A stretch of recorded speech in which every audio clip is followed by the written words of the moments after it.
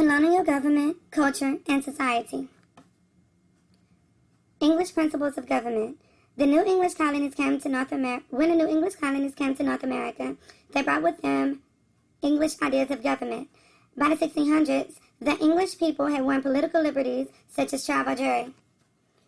Two principles of English government are protected rights and a representative legislature. They were at the heart of the English system of government. These two principles greatly influenced the development of the United States and are an important part of the U.S. Constitution. Protected rights. Colonists believed that government must respect civil liberties or basic rights. The protection of people's rights was a central idea in the English system of government. Magna Carta. Protected rights first appeared in the Magna Carta. The Magna Carta was also called the Great Charter. It was signed by King John of England on June 15, 1215, in the year 1215. It gave the English people protection against unjust treatment and punishment. Even kings and queens were bound by the law. Representative government was an English tradition. Representative government is established when the people elect delegates or representatives to make laws and conduct government on their behalf. English Parliament is a representative assembly in England. It has the power to legislate or make laws. The English Parliament has two chambers, or houses, that are called the House of Lords and the House of Commons. Only the eldest son of England's aristocracy, that's the upper ruling class, could sit in the House of Lords. The House of Commons included commoners, mostly merchants or property owners elected by other property owners. Replacing King James II. King James II wanted more control over English government, including the 13 colonies. There was a power struggle between Parliament and King James II. Parliament replaced King James II and crowned William and Mary to rule England. William and Mary promised to govern England according to the statutes, which are laws, that Parliament agreed upon. The English called this peaceful transfer of power the Glorious Revolution. The English Bill of Rights were passed by Parliament in the year 1689. They set a clear limit on a ruler's power. The English Bill of Rights stated that a ruler could not suspend Parliament's laws, impose taxes, or raise an army without Parliament's consent. Members of Parliament had to be freely elected. The English Bill of Rights also banned cruel and unusual punishment. Colonial governments. Each English colony had its own government.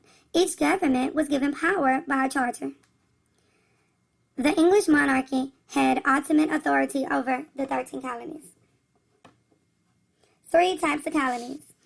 By the year 1760, there were three types of colonies in America: charter colonies, proprietary colonies, and royal colonies. Charter colonies. The charter colonies were Massachusetts, Connecticut, and Rhode Island. They were established by a group of settlers who had been given a charter or granted the right and privilege by the English monarch to establish their colony. Proprietary colonies. The proprietary colonies were Delaware, Maryland, and Pennsylvania. Britain granted land to the proprietors to start these colonies. The proprietors could usually rule as they wished. They also appointed the governor and members of the upper house or council. The colonists elected members of the lower house or assembly. Royal colonies. The royal colonies were Georgia, Massachusetts, New Hampshire, New Jersey, North Carolina, South Carolina, and Virginia. They were ruled directly by Britain. The king appointed a governor and council. The colonists elected the assembly. The governor and council member usually acted as Britain told them. Colonial voting rights. Generally, voting rights were granted to only white men who owned property. Most women, indentured servants, men without land, and African Americans could not vote. Local colonial governments. The governor served as head of government. Local townspeople began to discuss issues at town meetings. These town meetings developed into local government. White male landowners held the right to vote and pass laws. Town meetings helped set the stage for the American Revolution, which we will discuss later. Mercantilism. Mercantilism is earning money from trade. Earning money from trade was one of England's reasons for founding and controlling the colonies.